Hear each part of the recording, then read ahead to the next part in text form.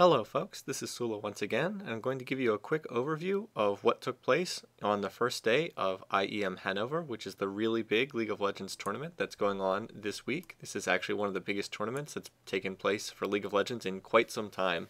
Probably the biggest tournament in about 6 months that's taken place.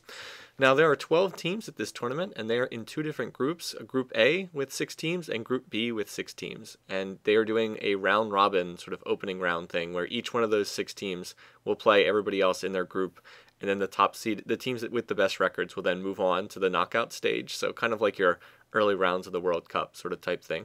So anyway, in Group A, out of the 6 teams that were in it, we did have Dignitas, Counterlogic Gaming, and Against All Authority moving on, and I'm going to put their records up here on the screen so you can see. Then Fnatic, Alternate, and Millennium were the 3 that did not move on from the group play earlier today.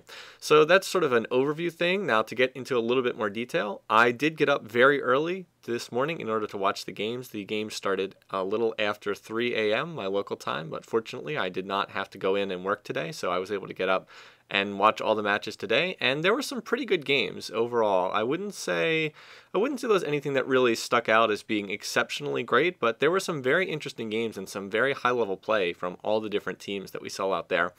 The teams that were most impressive were the 2 American teams, Dignitas and Counterlogic Gaming, CLG. They both went 4-1 in the group stage. Dignitas gave CLG their only loss. Dignitas' one loss was to Fnatic in a game that they really should not have lost. I'm going to talk a little bit more about that in a minute, but their teams definitely did look the strongest. Against All Authority did a pretty good job today, but Against All Authority lost to both Dignitas and CLG, so they definitely were unable to beat the 2 top teams. So they'll move on as well into the knockout stages, but they did not look, to be perfectly honest. So Fnatic 2 and 3 will not be moving on from this point.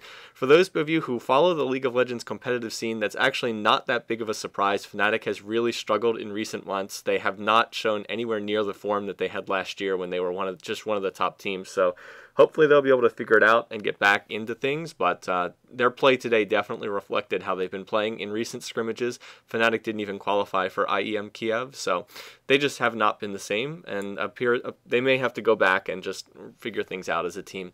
Anyway, I'm not going to talk about all the games in detail because there were a lot of games. I just want to touch on a couple things that were really key, and really one of the most interesting games of the day was the very first one between CLG and Dignitas, which Dignitas ended up winning. Just because of the team comp that CLG ran out. CLG was running a Blitz Star bottom lane, so yes, Alistar and Blitzcrank in bottom lane, and then they ran Urgot mid, Swain top, and Mundo jungle, so it was just this really wacky team comp that you don't see very often. So they were, like I said, Blitz Star, it's a kill lane, bottom lane, Alistar and Blitzcrank, tons of crowd control. They were going for that early game dominance, and it just didn't work in that game.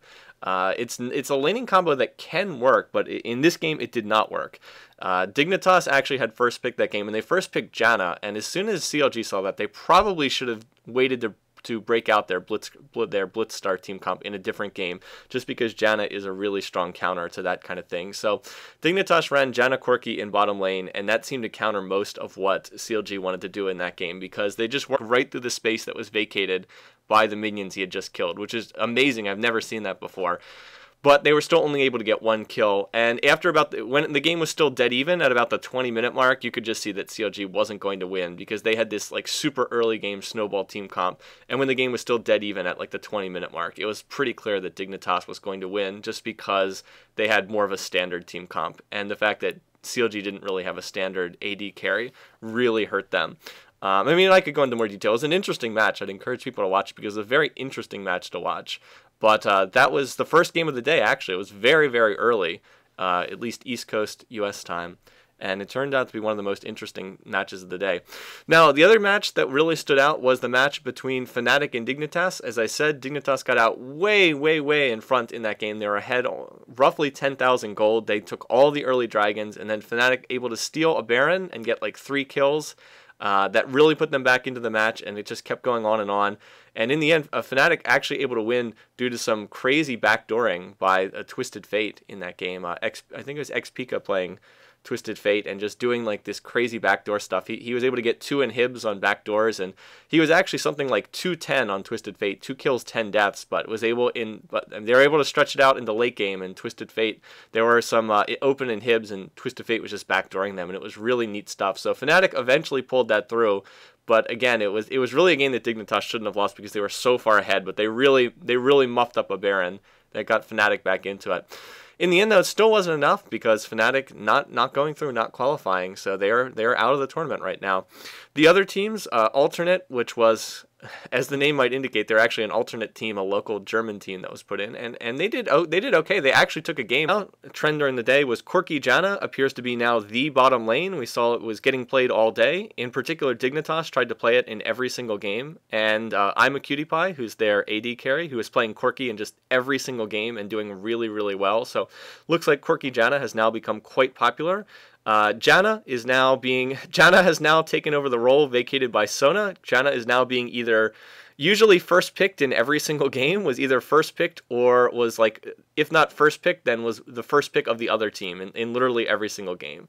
So it looks like in competitive play, Janna is being valued as the top support right now. Saw very, very little of Sona, but that may have just been the teams that were in there today. I think we will still see a lot of Sona in this tournament, but Janna clearly coming out as a top support. As far as APs go, kind of the standard stuff there that you'd see between either getting picked or banned. We saw a lot of Morgana. Against All Authority was running a lot of Morgana, along with Ahri, Cassiopeia, Karthus, etc., etc. Ryze was, I didn't see Ryze played once, but that's only because he was banned in every game. So that's pretty standard APs that are popular right now. Shen was banned in most games. When he was not banned, he was first picked, and every time that he was first picked, he just crushed, he dominated. In particular, there was one game, let's see, CLG was able to get Shen in one game, and they had Saint Vicious jungle as him. Shen he was useful in that role, but not as useful as in one of the other games. Against All Authority, when they played Fnatic here, AAA managed to get Shen with the first pick. I don't know how he got through. I don't know why Fnatic didn't ban him. And then Soaz for Against All Authority played him and just absolutely murdered Fnatic. He was something like 9-0-12 or something completely ridiculous. He was legendary at the end of the game. Standard. You have to ban Shen. He's too strong right now. It opens up too much stuff. And then finally, some new junglers we see. There was Mundo was getting played, particularly by Saint Vicious on CLG, and he was doing quite well with Jungle Mundo. So again, that's not entirely new. We have seen him in solo queue a lot, but this is the first tournament that I've seen a lot of Mundo jungle, and it seemed to be quite effective, at least in a limited sample size. And some other teams were experimenting a little bit with Nautilus as a jungler, and it seemed to work okay. I wouldn't say it was that great. It seemed to work okay, I guess. I guess I'd say it's viable, but it didn't seem all that strong. But it seems as though he is a viable jungler, at least in competitive play. And then one last note on champions. Dignitas was making use of Mordekaiser. They were having Scarro play Mordekaiser over and over again in mid as an AP, and he was kind of getting wrecked in some of the games early on, but in every game he was just farming like a beast, taking the Wraiths on both sides of mid over and over again, just getting so much farm, and then in late game, he was just, tossing the Mordekaiser ult on somebody, getting a ghost, and then it was just swinging team fights. And they played that, and I saw it in 2 games. I don't know if they played it in more games that weren't on stream, but so Mordekaiser very strong today as well. Particularly in the hands of Dignitas, they were the only ones playing it. But by the end of the day, in the last match that Dignitas played, Mordekaiser was actually getting banned. So Mord seems to be pretty strong in the team environment. If you can keep him protected, you get that ghost, and it swings a team fight. It goes from 5v5 to 6v4 if you can get it. So they had a lot of success with that. All right, anyway, I've hit the 10-minute mark. I don't want this to be any longer, so I'm going to wrap it up here. Again, tomorrow, Group B play should be very interesting as well. Group B appears to be the stronger of the 2 groups. Group A, certainly no slackers, but I do think that more of the strongest teams are over in Group B, and it's going to be fascinating to see which 3 teams are going to make it out of group play. So anyway, once again, thanks for watching. I hope you enjoyed this. Some people said that they enjoyed this feature, so I thought I'd bring it back.